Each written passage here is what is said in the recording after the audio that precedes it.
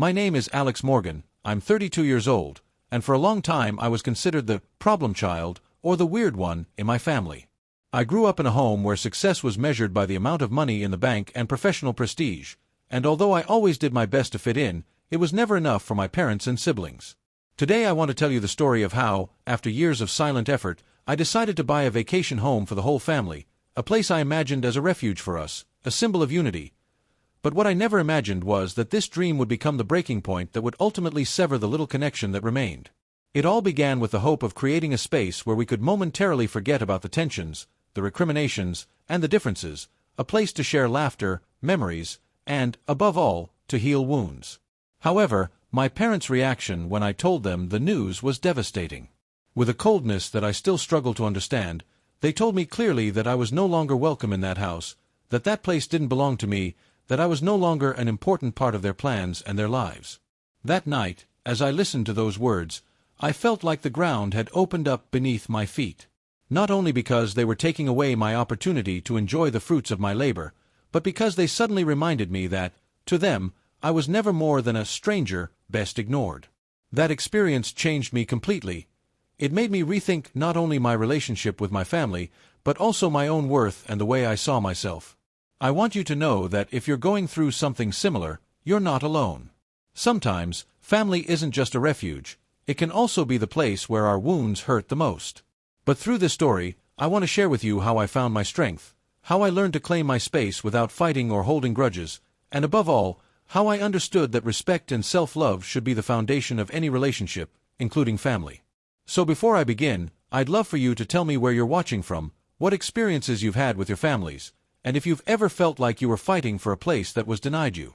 And if stories of family conflict and overcoming resonate with you, don't forget to subscribe, because together we can create a space of support and understanding. Now, let me take you step by step through everything that happened from the moment I decided to buy that house to the day I was told I was no longer welcome there. Because this story, although painful, has a lot to teach. To truly understand what happened with the vacation home and why it ended up being the trigger for such a huge conflict, I need to tell you a little more about my family and the relationship I always had with them. My family isn't the typical ideal family we see in movies or commercials. Rather, it's a family filled with very rigid expectations, unwritten rules, and a value system that, to be honest, always left me out. My parents, for as long as I can remember, were always very strict people with a very clear idea of what they expected of us, their children. For them, success was measured by academic degrees, stable jobs, and the ability to maintain an impeccable image in front of others. My mother, a meticulous and perfectionist woman, never missed an opportunity to remind me that I had to try harder, that I had to be like my brothers, who seemed to perfectly fit those expectations. Successful professionals, with stable careers and partners who fit the family mold. My brothers were always the favorites. From a young age, they excelled in school, in sports, and later in their jobs. On the other hand, I was always the one who stumbled, the one who didn't quite fit the mold, the weird one, the one who was interested in different things, who didn't follow the traditional path my parents had planned for us. This created constant tension between us. At family gatherings, dinners, or special events, I felt like my achievements were minimized or ignored, while any mistake or shortcoming of mine became a topic of conversation. This dynamic not only affected me emotionally, but also created a deep distance. It wasn't just a matter of words, but of actions and attitudes.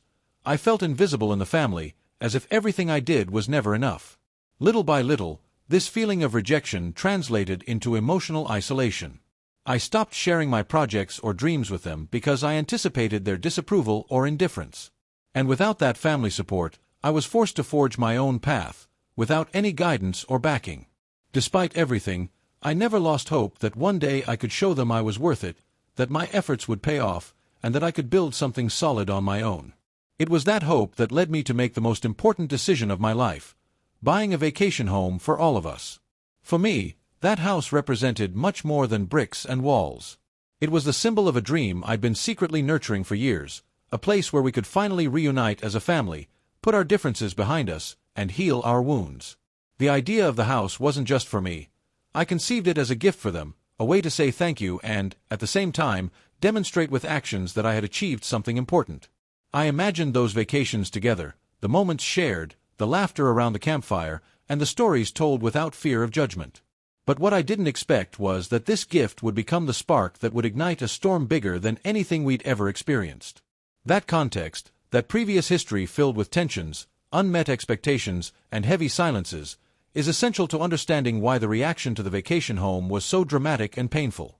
It wasn't just a property, but years of accumulated frustrations, misunderstandings, and emotional wounds that were about to explode. So now that you know a little more about who we are and how we got to this point, I promise you that the story is just beginning, and that what follows not only changed my relationship with my family, but also the way I see my own life. The idea of buying a house for the family didn't come out of nowhere, nor was it an impulsive decision. It was the result of years of hard work, silent sacrifices, and a deep desire to build something that transcended empty words and broken promises. For me, the house wasn't just a property. It was a dream that represented a safe space, a refuge where the family could come together without the tensions and expectations that had separated us for so long. I clearly remember when I started saving for that house. It wasn't easy. I worked long hours, often at more than one job, giving up many things that other young people my age took for granted. I didn't have the opportunity to go out or spend on indulgences, because every penny I earned was saved with a clear goal in mind. One day, to give them a place where we could truly be a family, without judgment or humiliation. When I finally had enough money to start looking, I spent weeks exploring different options. I wanted something special, a place with history, with soul. Finally, I found an old house, a little worn, yes, but with a charm that instantly captivated me. What finally convinced me was the spacious lot, the perfect yard for the children to play, and a porch where I imagined my parents and siblings sitting on summer evenings, sharing stories and laughter. Making the decision to buy it wasn't just a financial step, but an emotional one as well. I knew this act meant a lot to me, and I hoped it would to them too. I told them my plan with the best of intentions. I wanted them to know that this house was for everyone, a symbol of unity. I wanted them to understand it as an opportunity to heal, to let go of old grudges, harsh words, and unattainable expectations. I imagined the vacations we could spend there, the outdoor dinners, the walks around the neighborhood, the game and movie nights. I even thought about the family traditions we could create, those little things that, in the end, are the ones most remembered and cherished. For a moment, I dreamed that this house would bring us closer, that it would make us a real, united, and happy family. My expectations were high, I admit.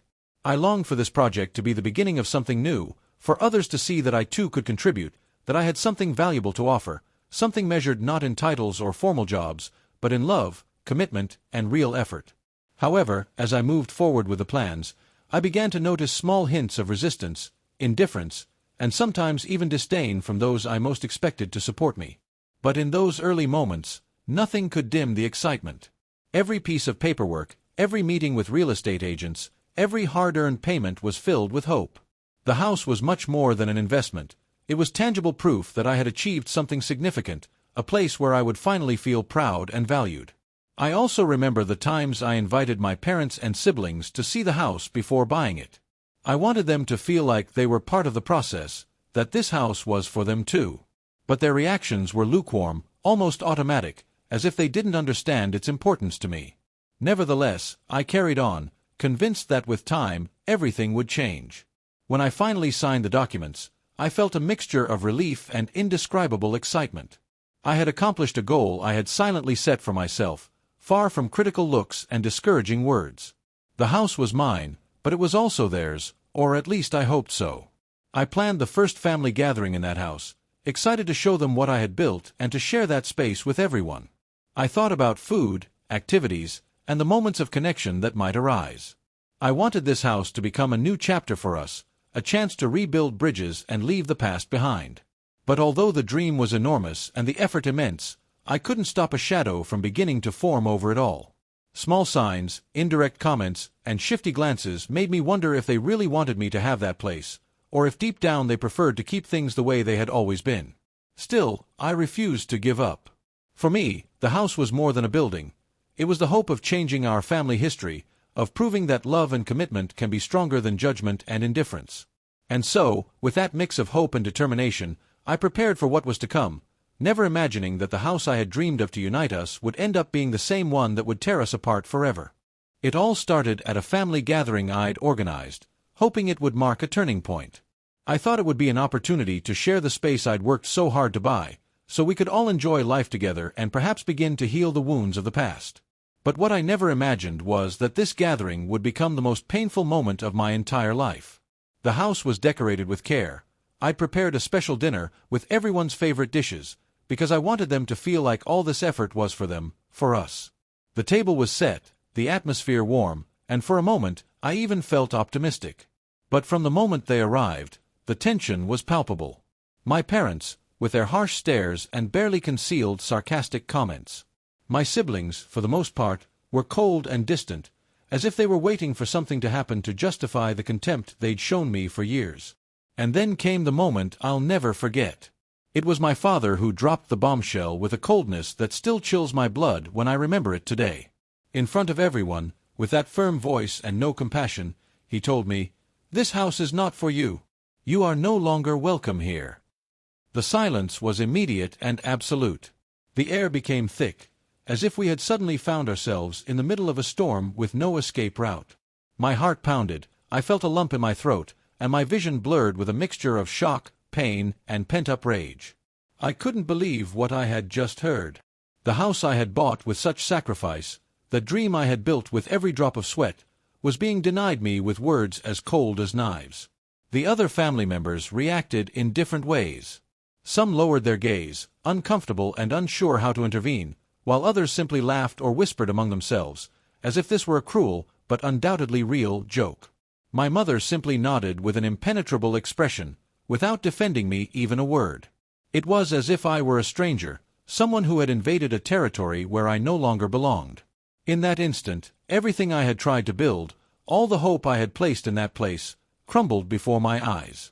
I felt humiliated, exposed, as if I had been a fool for believing I truly mattered.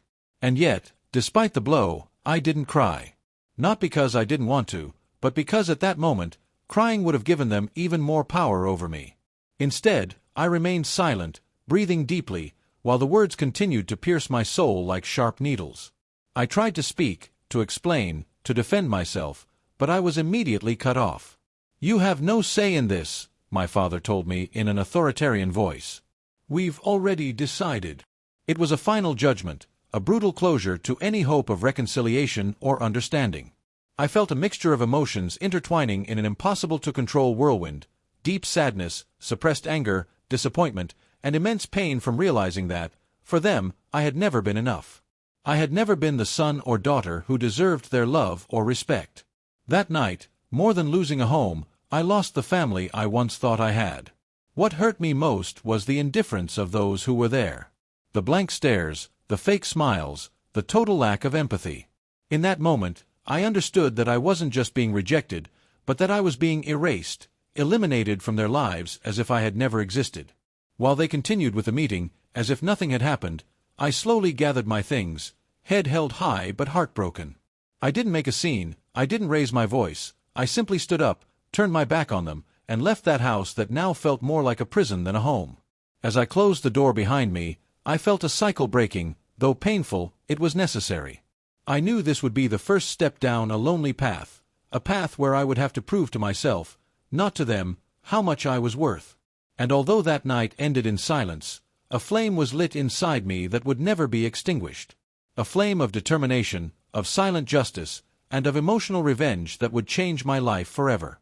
After that devastating night, when the door closed behind me and the house fell silent, I began to dig much deeper into what had happened, trying to understand the true reason behind such a radical change in my family's attitude.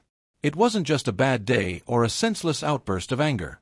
Something much deeper and more painful was at play, and only then did I begin to see the pieces of the puzzle that had kept me blind for so long. 4 years, as I struggled to find my own way, there was an undercurrent of unspoken resentments, buried jealousies, and misunderstandings that accumulated like a ticking time bomb. These weren't simple differences or passing arguments. It was a complex system of resentments that no one dared to confront, but that everyone felt and silently nurtured. On the one hand, my parents always had a very clear and rigid image of what they expected of me, a vision based on their own values and fears. In their minds, success was measured by numbers, titles, and social recognition, and I didn't fit that mold. No matter how hard I worked or what I quietly accomplished, to them I was always the failure, the weird one, who didn't know how to follow the right path. I think they somehow feared that if I succeeded, their own authority and judgment would be called into question. On the other hand, my siblings, who seemed to lead more conventional and successful lives in their eyes, also carried their own insecurities and internal comparisons. They may have envied me for having made certain strides or for having an independence they still yearned for, and at the same time, they perceived me as a threat to the fragile balance they themselves maintained. So, without saying it openly, their words and attitudes became harsher, like an invisible wall that increasingly isolated me. But what surprised me most was realizing that they themselves were trapped in a cycle of broken communication. There were so many things we never said to each other, so many feelings we repressed out of fear or pride. Silence became our common language, and in that silence grew judgments, mistaken assumptions, and mistrust. No one took the time to truly ask me who I was, what I dreamed of, or what struggles I faced. And I, for my part, allowed that wall to build up without trying to tear it down in time, mistakenly believing that time or success would change things. Looking back, I feel a mixture of sadness and frustration because I recognize that, in a way, I was also responsible. I was part of that distancing by not sharing my true feelings, my fears, and my achievements, sometimes preferring to hide to avoid further humiliation. I believed that if I simply kept going, working hard, and building my life, one day my family would understand and accept me. But the truth is, that day never came, because acceptance cannot be imposed. It has to be earned through dialogue, empathy, and mutual understanding. And perhaps the most painful thing of all was realizing that this distancing not only affected me, but also left an open wound in all of us. The family that should have been a refuge, a safe, loving space, became a minefield of resentment and unfulfilled expectations.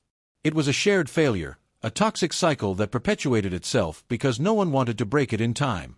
This revelation led me to deeply reflect on the importance of sincere communication and the value of empathy. I learned that it's not enough to demonstrate material success or visible achievements. It's essential to build emotional bridges, be willing to listen, and show vulnerability, even when it hurts. Therefore, although the situation reached a critical and painful point, it was also an invaluable lesson for me. It taught me not to allow silence and pride to rule over my most important relationships, and it prompted me to seek a life where respect and truth were the foundation, regardless of what others think. Because in the end, I understood that true success lies not in proving anything to others, but in knowing who you are and being able to heal your own wounds, even if the road is long and difficult. I didn't respond by yelling. I didn't hurl reproaches or demand explanations I knew would never be honestly given.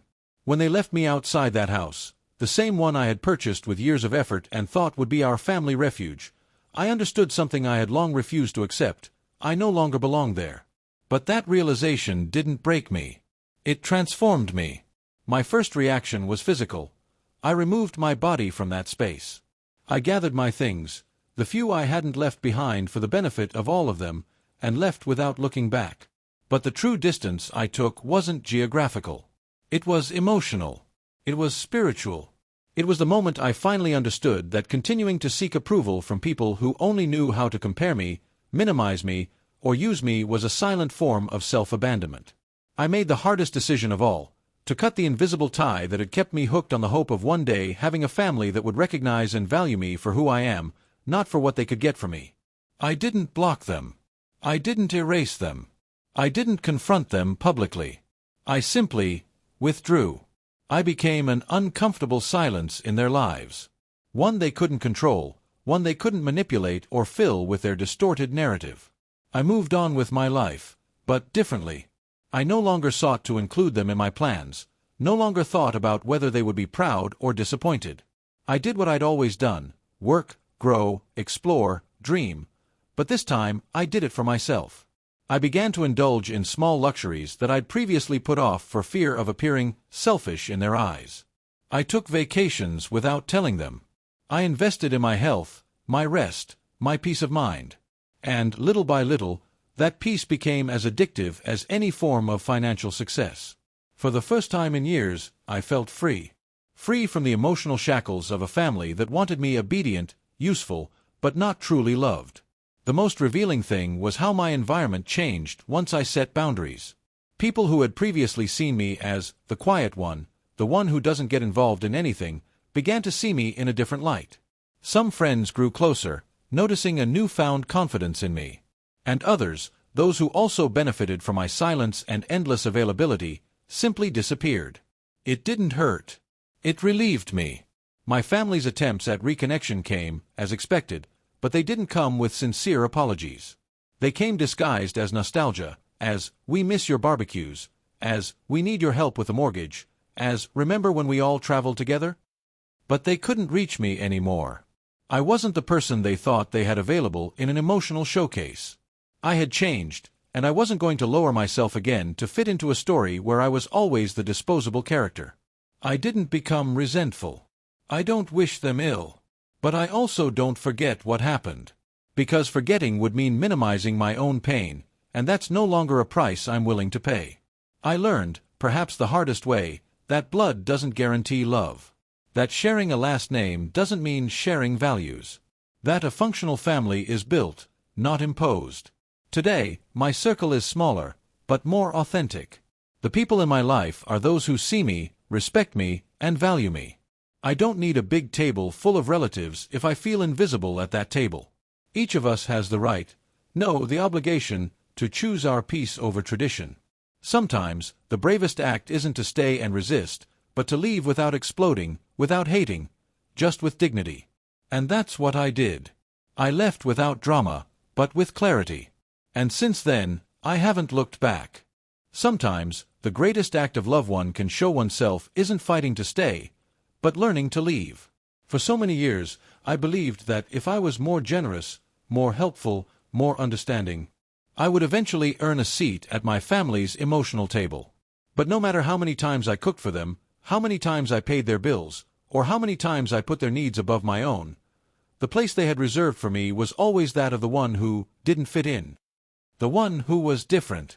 The one who wasn't enough. And one day, I understood that the true betrayal wasn't theirs in excluding me, but mine for not putting myself first much sooner. It took me years to understand that I have value, not for what I can offer others, but simply for who I am. It's not about how many houses you can buy, how many times you can save a family situation, or how many problems you can solve with a contained smile. It's about recognizing when your energy, your time, and your love are being wasted on people who don't have the ability or the intention to value them. Today I look back and I don't feel hate. I don't feel anger. I feel peace. Because everything I experienced taught me to become my own root, my own family, my own refuge. I learned that one can build an entire life without the applause of those I thought were essential. And that sometimes, when that applause never comes, it's not because one doesn't deserve it, but because they're too busy applauding each other to notice. To whoever is listening to this, perhaps in the midst of the pain of a family that doesn't see you, or worse, that sees you and chooses to ignore you, let me tell you this with all my heart: you are not alone. And you are not broken. Your value does not diminish because someone doesn't know how to recognize it. Your path isn't wrong just because it doesn't resemble that of your siblings, your parents, your cousins, or your childhood friends. And your voice matters, even if it's never been heard at home. If you're in a similar situation, if you've ever felt like you have to beg for love in a place that should have given you unconditional security, understand that you are not the problem. You are the exception. You are the voice that breaks the pattern. You are the person who, by deciding to heal, is also opening a door for others to dare to do so. You don't need to scream to prove you're successful. You don't need to fight to be seen in your pain. You don't need to stay in a place where they only want you if you adapt, if you shrink, if you disappear so others can shine more comfortably. Your existence is already enough. And if you've made it this far, if you've heard my story and something inside you has been stirred, I invite you to share yours. Because by telling it, you not only free yourself, you also help others find their voice. Leave me a comment. Tell me if you've ever felt like your family failed you, or if you're in the process of rebuilding from the ashes today. This space is safe. We won't judge you here. Subscribe if you've ever had to learn to get back on your feet. If you've ever had to build your courage from scratch. And if you know, like me, that sometimes silence is the most elegant revenge and dignity, the greatest victory. Thank you for being here. Thank you for listening. And most of all, thank you for choosing me.